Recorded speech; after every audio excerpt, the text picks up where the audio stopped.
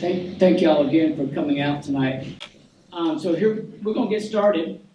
And first of all, though, we would like to recognize all the family and administration. So all the families, please stand up, and because y'all deserve a round of applause.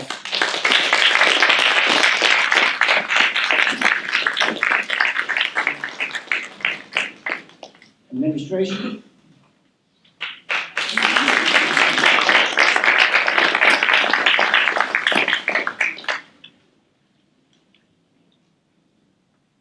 It's going to be a great night. You can already tell the students look wonderful in their outfits. They work really hard all year long, and we're very proud of them. I just want to let you know that. I don't know what they do when they come home and tell you how wonderful they are, but they are. And we love them. So let's get started. We got a special guest here tonight. He's very dear to me. And it's Mr. Brewer. Mr. Brewer was the superintendent, what I got here. So I got to be the luckiest person. Let me tell you a quick story. I came for the interview. I didn't know anything about the Tennessee School for the Blind at all. And I graduated from MTSU with a business ed degree. The school called me. I came up for a couple of interviews. One of the vice principals said, "No, I don't need you." The next one I talked to, "No, I don't need you, so let's go down to Mr. Brewer." So I went in there and talked to Mr. Brewer. He said, "Can you step out for a second?" I said, "Sure." 2 or 3 minutes later, he came out. He said, "They didn't want you, but I want you."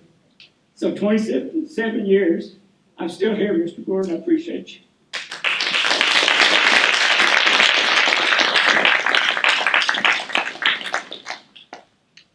Mr. Brewer,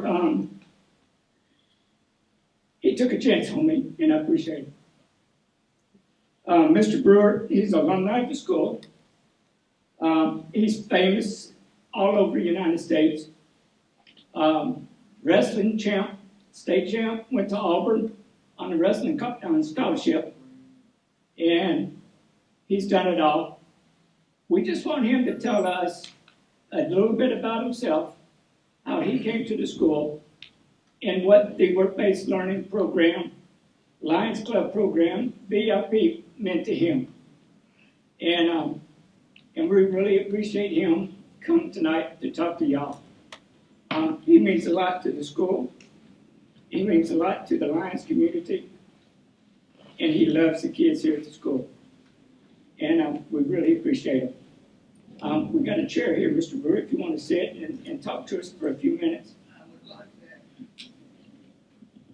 Appreciate it. Thank you, AJ. Appreciate you allowing me to sit and talk. Mr. Joyner told me that when he called me, asked me to come over, he said the students want something light with very little message, and you come highly recommended. So that was my invitation.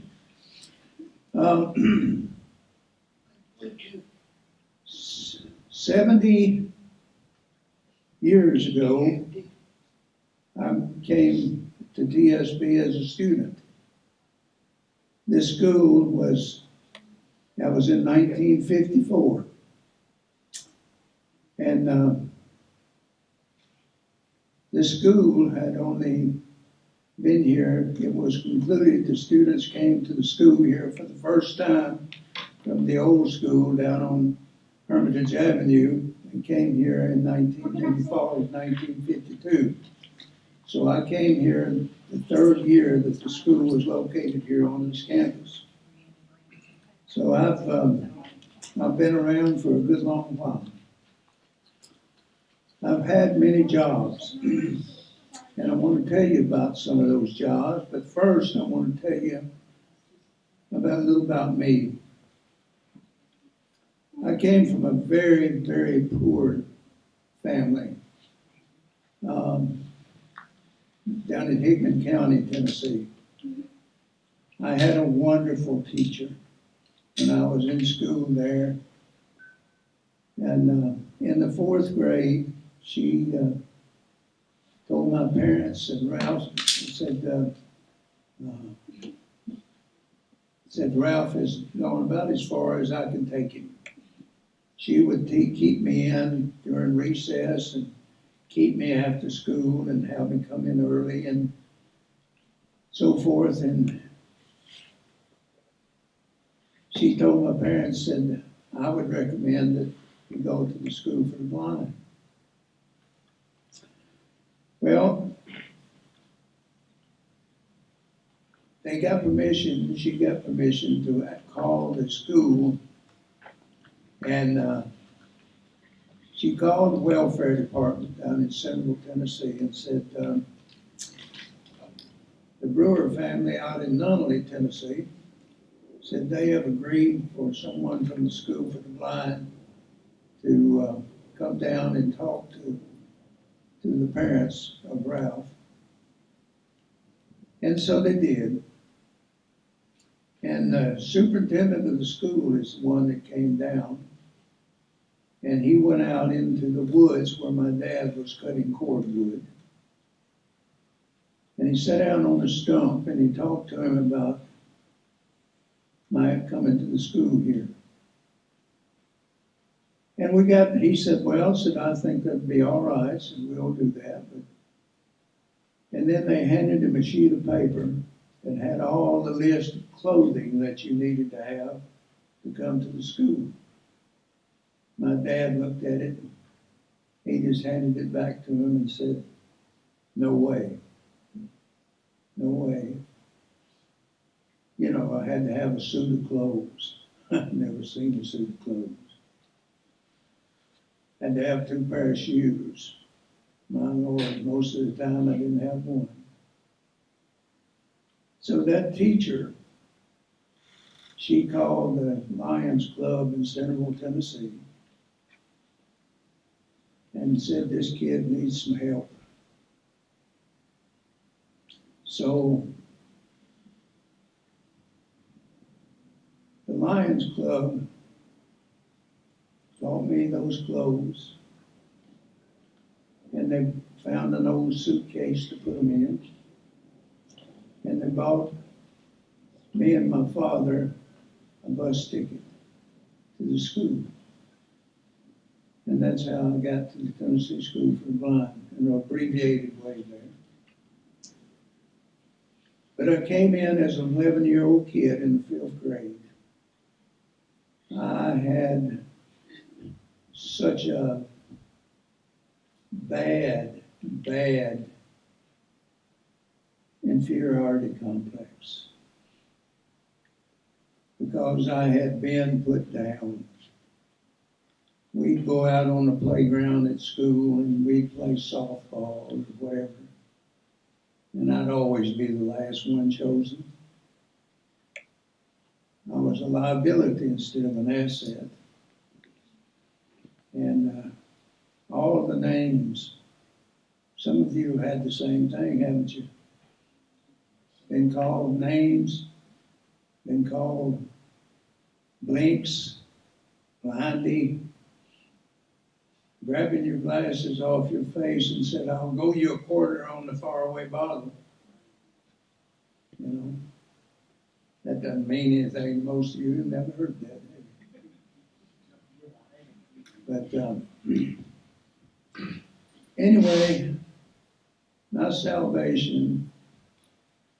See, there's a thing that you need to know, and this feeds into your work experience, what you're doing. Success breeds success. If you don't ever have any success, then you don't know what success feels like. And I hadn't had any success. Or I thought I didn't have any success. But when I came in, for one thing, I loved the school. I had 3 good meals a day. I had a warm place to sleep.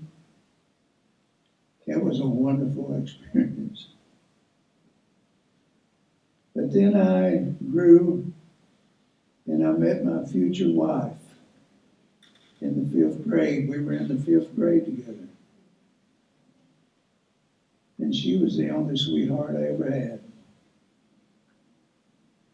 And after we graduated, we were married for 53 years. And she passed on in 2016. But anyway, I'm bird walking, that's what they call it. But anyway, I could tell you so many stories about the early days at the school. And one of these days, I'd like to tell you some about the history of the school and about some of the important things that have happened at the school. But the thing that got me was I had a wrestling coach by the name of Mo Harrelson. The gymnasium's named after him. This wrestling coach, he took me, and I didn't think I could do anything because I'd just been put down.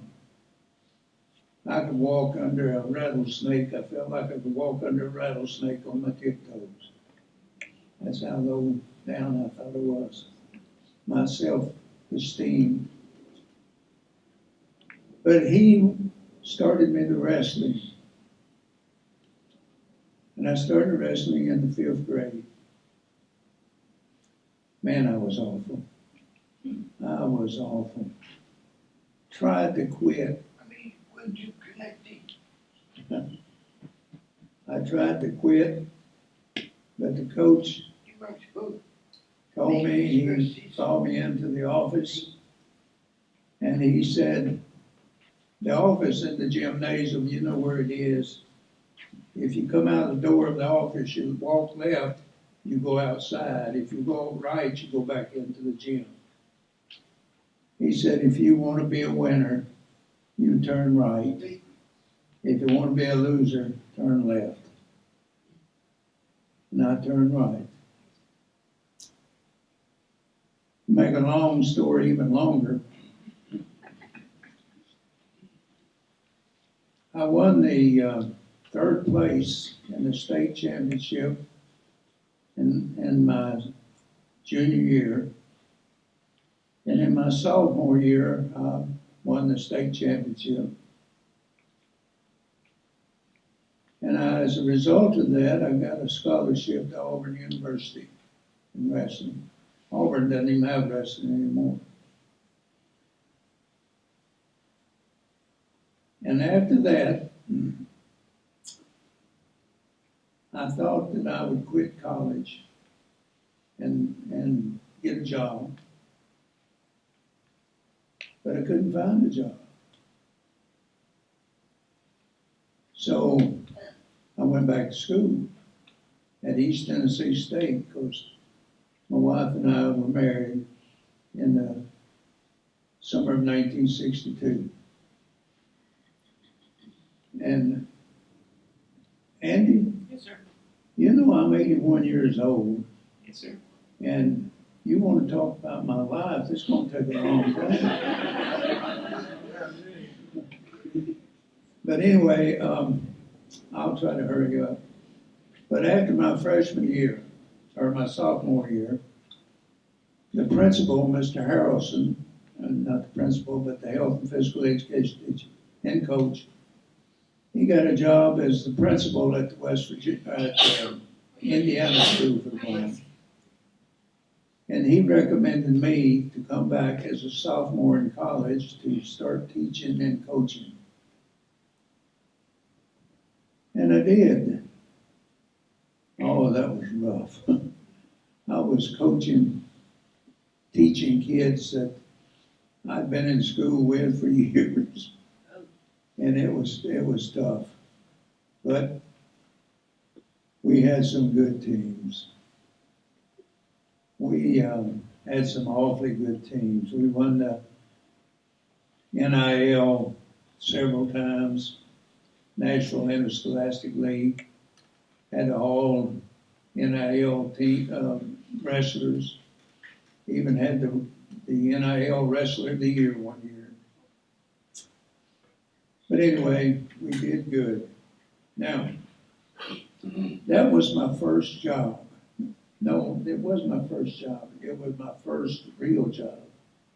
Because I had worked on farms, I had milked cows, I had picked cotton. Our family used to be migrant farm workers. When I was 8, 9, and 10 years old, my family would move to Mississippi, to the Delta of Mississippi, and pick cotton, and during cotton picking season. And then we'd move back home. When I was 8 years old, I was pulling a 9-foot cotton sack, picking cotton. I've worked in tobacco, hay. I've done it all on the farm. Milk cows. I've done it all. All of those were jobs. Then I have worked in a graveyard, worked at a service station. In the summertime, when I was going to school back at MTSU, because I had to go back to school, when I came back to teach, I was just a sophomore in college. So I had to go back and forth to MTSU. But I've done all of those jobs. I've had so many jobs in my life. And all of them were important. But I worked as a coach for 8 years and taught physical education and health. Then the opportunity came along for me to become a preschool counselor. That was a job in which I traveled all over the state of Tennessee. And I went into the homes of parents and talked with parents and counseled with them about what a blind child needs for an appropriate education. I did that for 3.5 years. I've been in every county in the state of Tennessee. Then another job here at TSB came along, and that was the Director of Student Living. It's not the same as it is now. I mean, my job was to oversee the dorms. And back in those days, we didn't have overnight clinic or nurses that stayed overnight. I was on call 24/7.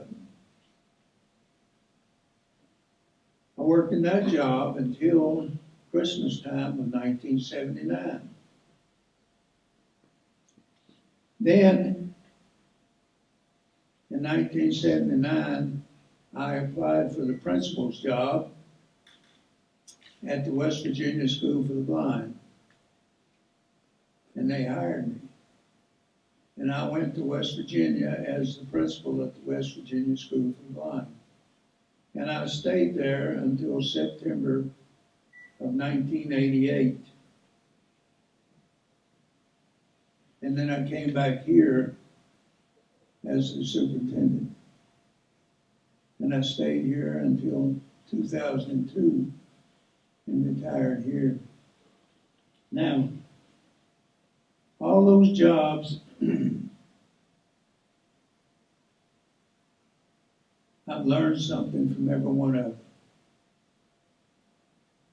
The best job I ever had of all those jobs of coaching or teaching, all those 30, almost 40 years of working with blind children,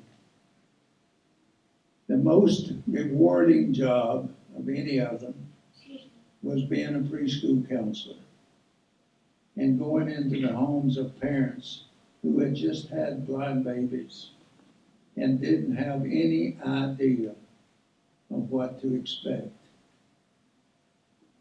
And giving them some hope. That was the most rewarding jobs See, teachers don't get a lot of immediate gratification from their jobs.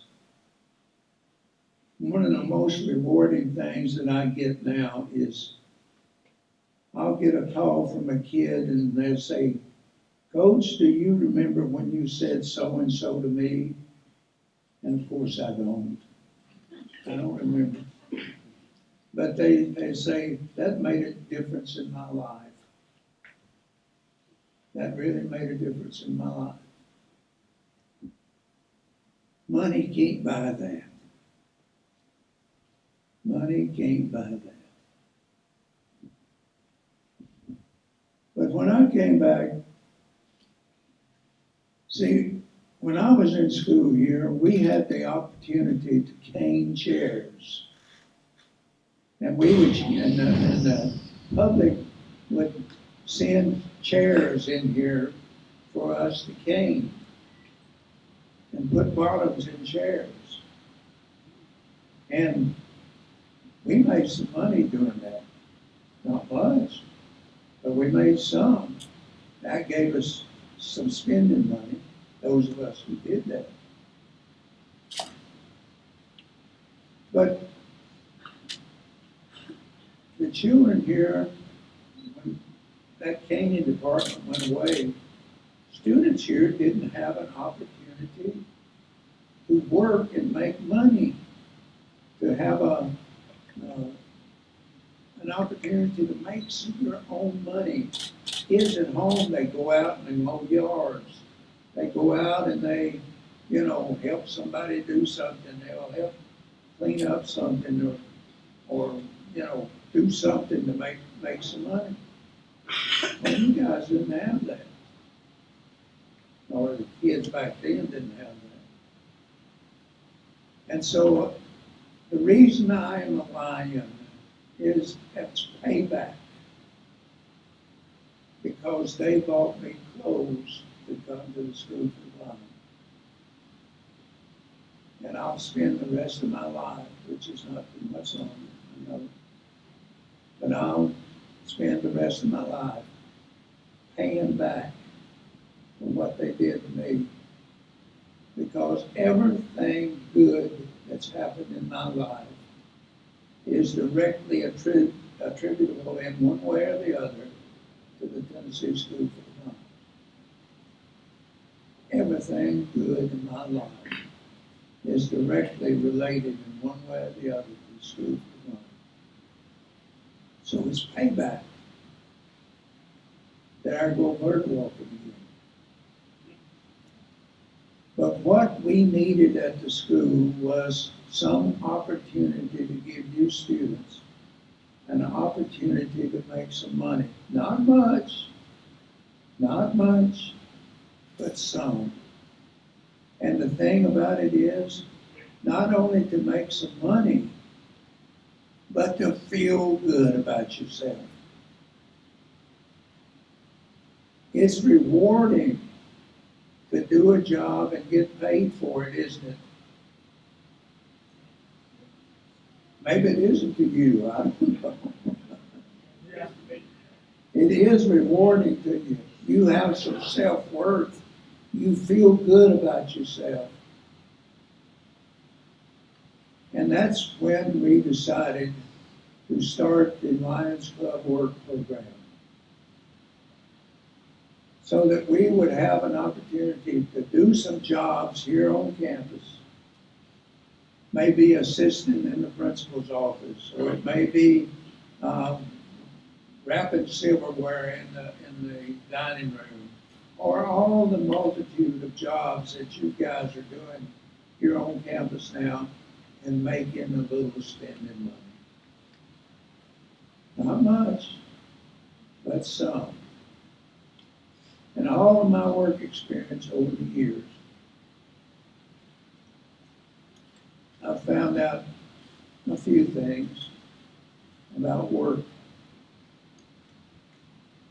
When you take a job, you in essence have a contract with an employer. And that contract is to do that job to the best of your ability. Don't say, well, I'm not getting paid enough for this job, and I'll just do half. I'll do as much as I think I'm getting paid to do. No. You told that employer when you went to work, and he hired you or she hired you,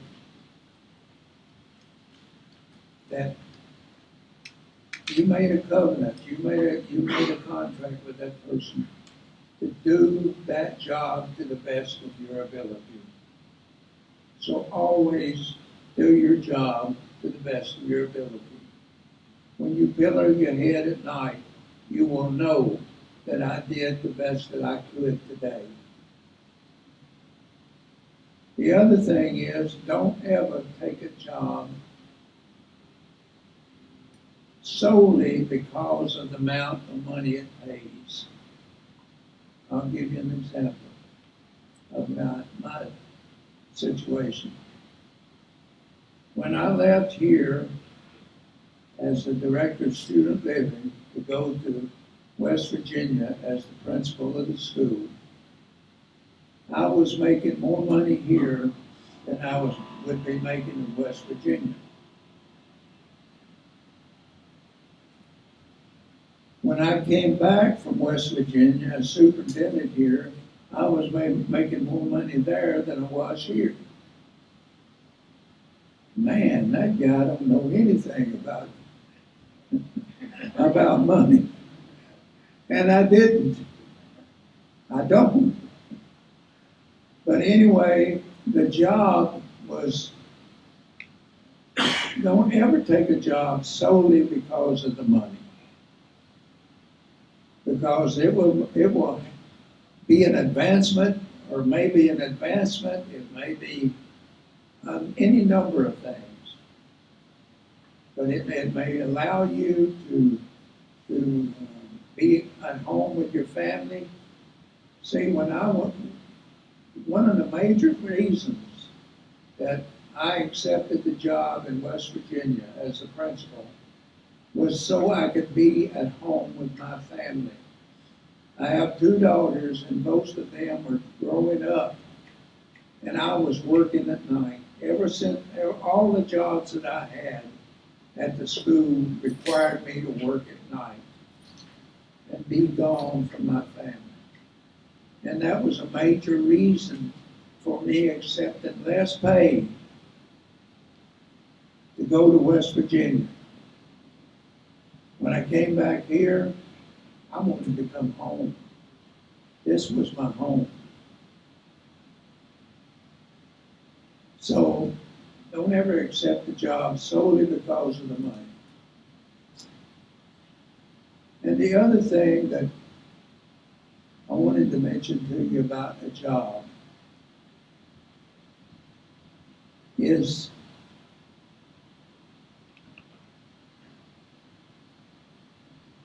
the job is, well, how shall I put this?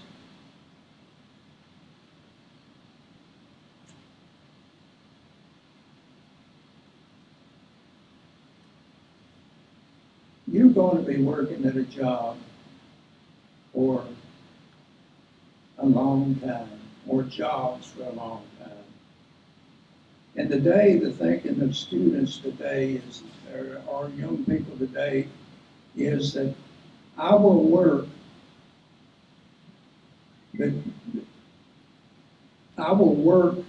but I'll change jobs when I want.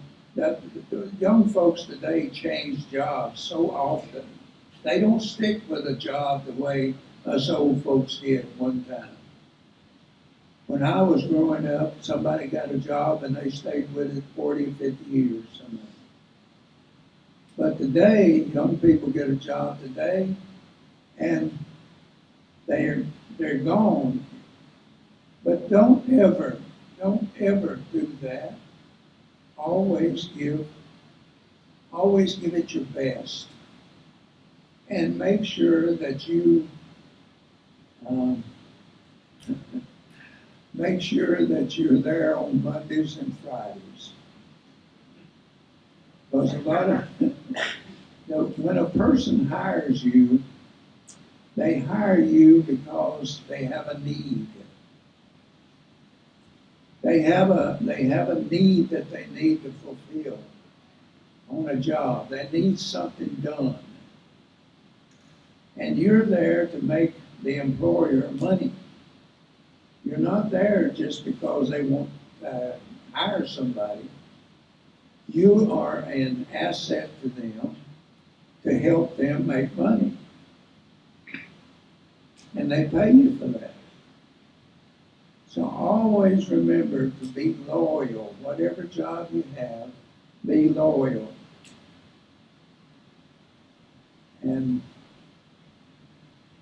But the Lions Club has been sponsoring the work program here since, gosh, I don't know how long. A long time. I know that they started the program here back right after Helen Keller, not the work program, but the interaction with the school, right after Helen Keller in 1925 gave a speech at an International Lions Club, and they adopted the blind organization, or the blind, as their primary interest in work. So that's been a long time. So they spend a lot of money here. They spend over $3,000 a year here for the students, and the work program is one of the biggies. It's one of the big, except for the Christmas gift program. It's the biggest expenditure that the Lions have here at the School for the Blind. So I'm going to stop because I'm sure that you're tired of hearing me. And if any of you have any questions, I always when I was superintendent or principal or whatever of the School for the Blind, and somebody asked, "Is there any questions?" I always got scared because I didn't know what was going to be asked. But do any of you have, seriously, do any of you have any questions that you might?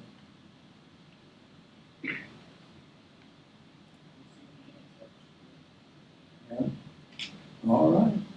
Oh, Mr. Joyner and Ms. Bush.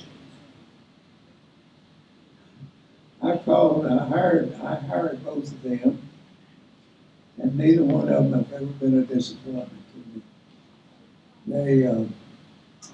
They're fantastic. And I always call them Ms. Bush, Green Bush. I had difficulty remembering her name, but I knew that her maiden name was Green, and her married name was Bush, so I just called her Green Bush. And Mr. Joyner only told you half that story. Mr. Joyner had a rough time in school with a disability that he had. But he came in and talked to me, and he said, Mr. Brewer said they thought I never would finish high school, but I did. And folks told me that I'd never finish college, but I did. They told me that I would never be certified to teach school, but I am. And I said, son, if you've got that much drive and determination, you're exactly what these kids need as an example of what you have done and what you can do.